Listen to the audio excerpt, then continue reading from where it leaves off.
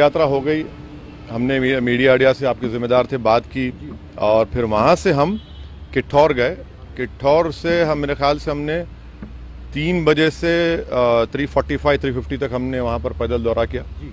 फिर हमारे नुमान रोफिल साहब के घर में हम गए, वहाँ पर थोड़ा बहुत लंच का चाय का इंतजाम था, करके नमाज पढ़े और वहाँ दिल्ली आने के लिए जब हम इस पिलखुवा के पास जो टोल गेट है वहाँ पर हम पहुँचे, हमारे साथ 4 गाड़ियाँ थी।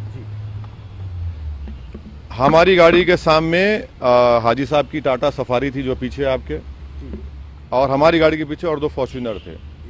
तो जैसा हम टोल गेट के करीब गाड़ी स्लो हो जाती है, बैरिकेड होता है, तो एक बड़ी धाम से आवाज आई। तो हम बोले क्या हुआ? फिर दूसरी आवाज आई, तो हमारे साथ जो गाड़ी में हमारे दोस्त गाड़ी चला रहे थे यामीन खान, बोले भाई हमला हो रहा, हमला हो रहा। तो हमारी गाड़ी से उन्होंने बड़ी क्विक थिंकिंग से इस गाड़ी को पुश किया, ये सफारी को, और वहां से निकले। फिर और एक आवाज आई, जब हम निकल रहे थे एक और आवाज आई। तो मेरे ख्याल से 3 से 4 राउंड की फायरिंग हुई। हमारी गाड़ी के लेफ्ट साइड के ऊपर 2 होल्स के निशान है, एक गोली शायद, और एक निशान है लेफ्ट साइड मडगार्ड के ऊपर। हम जब गाड़ी से आगे बढ़े तो हमारा, क्योंकि हमारी गाड़ी से गाड़ी को हमने पुश किया, मारा, राइट साइड का टायर पंक्चर हो गया। फिर वहाँ एक फ्लाईओवर है, वहाँ पर गाड़ी रोककर हम इस गाड़ी में बैठ गए और दिल्ली को आगे, क्योंकि हमको लगा कि रेकी कर रहे थे, फॉलो कर रहे थे हमको।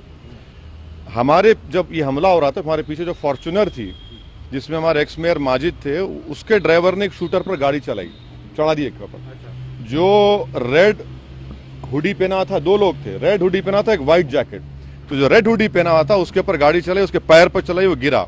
तो जो व्हाइट जैकेट पहना था वो उल्टा उन 2 फॉर्च्यूनर पर गोली चलाया। तो अब हमारी थोड़ी देर पहले एडिशनल एसपी वहाँ से जो है जिम्मेदार, उनसे बात की। उन्होंने कहा कि हाँ सर, आर्म्स जो इस्तेमाल है वो भी मिला, हथियार भी मिला, और एक शूटर पकड़ा भी गया। तो हमारी इलेक्शन कमीशन ऑफ इंडिया से ये गुजारिश है कि इसकी इंडिपेंडेंट जांच करवाई जाए, और ये कौन है लोग, किसका दिमाग है इसके पीछे, और आखिर क्यों ये हमला हुआ, किसने ये कॉन्स्पिरेसी की, ये जानना बेहद ज़रूरी है। सुनिए, और हम स्टेट गवर्नमेंट और मोदी गवर्नमेंट दोनों से ये कह रहे हैं कि ये इनकी जिम्मेदारी है कि वो इंडिपेंडेंट जांच करवाएं, और इसके पीछे दिमाग किसका है। आखिर ऐसे कैसे हो सकता है कि टोल गेट के ऊपर ये लोग 4-4 राउंड फायरिंग एक सिटिंग एमपी के ऊपर करते हैं। हम तो अल्हम्दुलिल्लाह कुछ नहीं हुआ, हमको खैरियत से हैं, मगर अल्लाह बचाना जब चाहता है तो कोई कुछ नहीं कर सकता। मगर आज ये हुआ है, अभी देखिए हम तो क्या उम्मीद करते हैं कि आपको क्या लगता है कौन हो सकते हैं आखिर? नहीं, मुझे देखिए हमको कई बार लोग धमकी देते हैं, कई बार बहुत सी बातें करते हैं। प्रयागराज में जो धर्म संसद हुआ वहाँ पर भी हम पर काफ़ी गालियाँ दी गई, और फिर हमारे घर पर अभी हम कई मरतबा हमला हुआ। तो अब ये सरकार का काम है कि इंडिपेंडेंट जांच करवाएं और इसका सही तरीके इनको पकड़ा जाए। पार्लियामेंट अभी चल रहा है, पार्लियामेंट में भी ये क्वेश्चन उठाना चाहेंगे आप, बात करना चाहेंगे? जरूर, पार्लियामेंट है, स्पीकर साहब से मिलेंगे, स्पीकर साहब से बात करेंगे।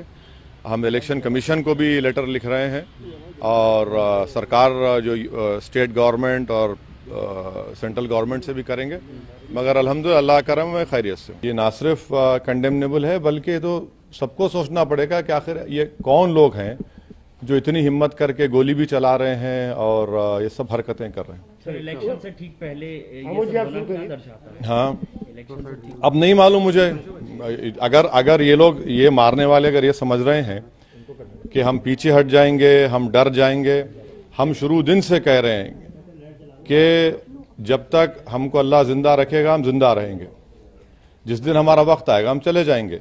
मगर इस तरह के बुज़दिली की हरकतों से, इस तरह से गोली चलाने से हमारे ना हौसले और हिम्मत में कमी आएगी, बल्कि इंशाल्लाह और हौसले हिम्मत बढ़ेगी। और हमारा मानना है कि जब अल्लाह बचाना चाहता है, मगर ये कौन ताकतें हैं और कैसे उत्तर प्रदेश में ये इस तरह की हरकत हो रही है, ये तो जनता को भी देखना है।